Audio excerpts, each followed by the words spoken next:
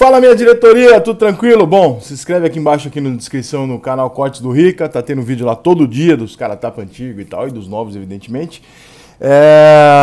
Vamos falar do Flamengo? Que é o seguinte, hein? O Flamengo começou a jogar com o time titular, deu uma pauladinha aí semana passada, agora deu uma paulada no Madureira, 5-1, e aí, evidentemente, você tem duas análises, né? A primeira é, porra, mas Madureira, é verdade, mas o Madureira estava invicto, e o Madureira já jogou com o Vasco e o Botafogo. É um indício de que não era uma baba tão baba assim. O Flamengo, pelo time que tem, sendo favorito nas Américas, sendo favorito no Campeonato Brasileiro, tudo que ele disputa, o Flamengo é favorito. O Flamengo tem que atropelar o Madureira? Tem, mas não necessariamente que apresentar o bom futebol que apresentou, e isso que é animador. O resultado de 5-1 ele não interessa, tá? Vou ser muito prático. O Flamengo bateu no Madureira, foda-se. A atuação do Flamengo contra o Madureira é o que gera uma sensação positiva para o torcedor do Flamengo, e isso não é uma expectativa falsa nem nada. É você observar um cenário onde todos os times do Brasil estão jogando de médio para baixo, isso para não falar que tá todo mundo jogando porra nenhuma, e de repente você vê o Flamengo reestrear depois de umas férias e tal, o Flamengo reestreia e faz um jogo desse contra o Madureira, onde o Flamengo joga muito bem, no jogo anterior o Flamengo também se apresentou bem, você fala, porra, não é o resultado, é a maneira com que o Flamengo se colocou em campo. Voltou a ter um time com intensidade, com toque rápido de bola, com poder ofensivo, com um repertório de jogadas muito grande. Só no primeiro tempo foram 20 ou 19 finalizações, porra. Isso não é comum, né? Então, mesmo contra o Madureira, mesmo no Campeonato Carioca, não é comum. Esses dias discutia com alguns amigos a questão do favoritismo do time do Flamengo e tal. Eu gravei ontem com o Ale Oliveira e a gente estava falando isso. Olha, o time que o Flamengo tem hoje, pra gente ser extremamente prático, embora devam acontecer algumas perdas no meio do ano, porque é muito difícil você manter por 3 anos um time desse valor, em algum momento, né, e no meio de uma pandemia, ou seja, o dinheiro vai faltar, uma hora você vai ter que vender alguém, não tem jeito, tá ruim para todo mundo, tá ruim pro clube também, né, gente? Não tem como ser muito diferente. Mesmo que o Flamengo perca ou não uma peça ou outra e tal, você tem a espinha dorsal inteira daquele time de 2019, que encantou todo mundo, mantida ali. Você trocou o Rafinha, que era um jogador que também já tinha uma certa idade e tal, né? Não rendia no alto, no máximo do seu desempenho, porque o máximo do desempenho dele deve ter sido com 27, 28 anos, não agora. Você trocou ele pelo Isla, que também é bom jogador, não é o Rafinha, mas é bom jogador. E você perdeu o Pablo Mari. De resto, você ganhou o Pedro, você ganhou o jogador, você ganhou o reforço, ainda vem o Thiago Maia agora que se recupera de contusão, enfim.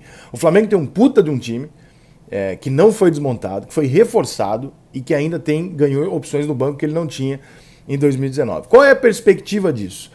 Todo torneio que o Flamengo entrar, aconteça o que acontecer, porque é futebol, o Flamengo é o favorito. Simples pra caralho. Não existe nenhum clube na América do Sul que tenha a capacidade que o Flamengo tem de apresentar um grande futebol e vencer. O Flamengo jogando 70%, 80% do que ele sabe, ele é favorito contra qualquer time da América do Sul. Significa que ele vai ganhar? Não. Significa que ele tem mais poder para ganhar do que os outros. Se ele vai usar isso, são outros 500. Por exemplo, ano passado, o Flamengo tinha esse mesmo time e o Flamengo só não perdeu o Campeonato Brasileiro porque o gol do Inter estava 10 centímetros atrás, impedido. Senão o Flamengo tinha perdido.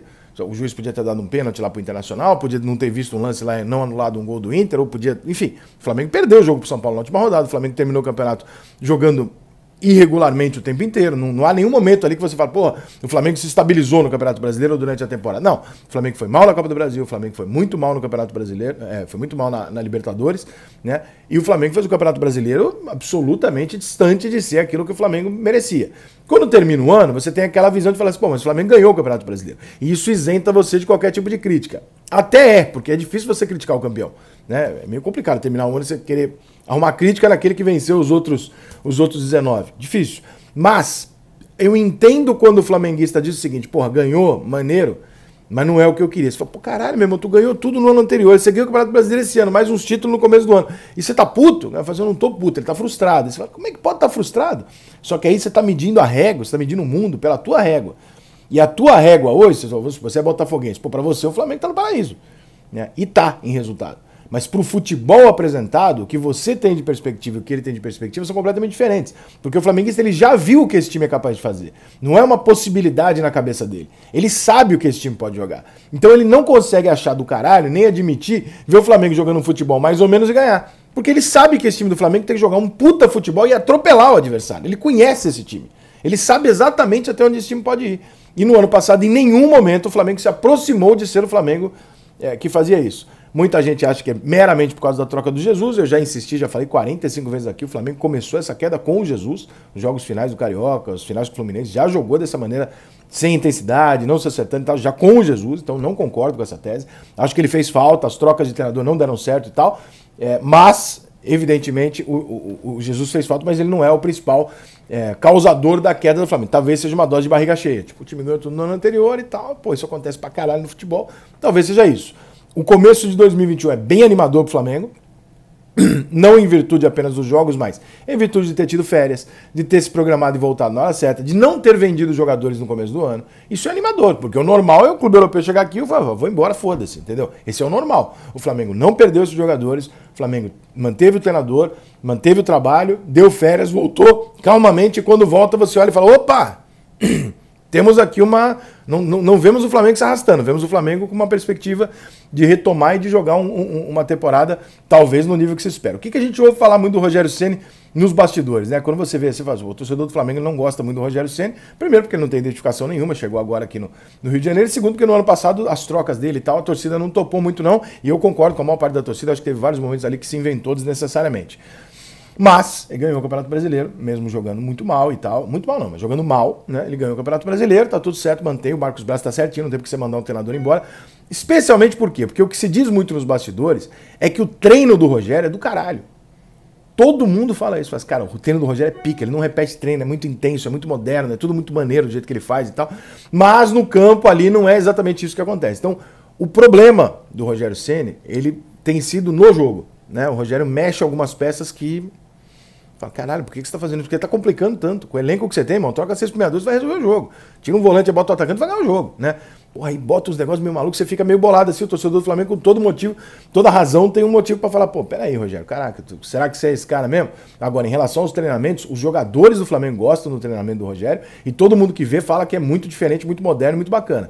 A tendência é, se o Rogério conseguir fechar com esse grupo ali, conseguir ter os caras pra ele, a tendência é o Flamengo começar a ganhar tudo de novo, porque, porra, time é indiscutível. Acho que qualquer pessoa que tiver e conseguir sentar agora e falar, olha só, no papel, olhando os elencos do Brasil, tal time faz frente pro Flamengo. Não faz, não faz. No papel não faz. No jogo são outros 500 e alguém vai fazer. Seguramente alguém vai fazer. Porque ali, uma complicação, jogador na seleção, tem convocação pra caralho esse ano, né? Quando acabar a pandemia, você tem a eliminatória inteira que era desse tamanho e foi pra isso aqui, vai ter que jogar o tempo inteiro, então vai ter desfalque pra caralho, né? Pandemia, etc, etc. Então o Flamengo vai perder jogadores e vai ter essa dificuldade. Mas no papel, o elenco do Flamengo é muito forte, muito mais forte que os outros. E quando você vê um começo desse, você fala, porra, tem o lado de ser o Madureira, mas também tem o lado de falar, porra, é o time que está com tesão de ganhar o jogo e golear em cisa do Madureira, que é uma coisa que o flamenguista sentiu falta no passado. O time do Flamengo não tinha tesão em massacrar o adversário e esse ano começa parecendo que isso está sendo retomado. E aí, amigo, se voltar, fudeu pra todo mundo. Essa é a real. Valeu, baixa o OneFootball aí, Rubro Negro, pra tu assistir aí, acompanhar o resto do ano aí do Flamengo. Todas as notícias, novidades, agenda de jogos, tudo pra não perder nada. Ainda mais desse campeonato aqui que tu marca jogo, desmarca jogo, o jogo vai pra meio-dia, depois vai pras 4. É melhor você ter um OneFootball aí pra se garantir, tá? Primeiro link da descrição aqui. Valeu.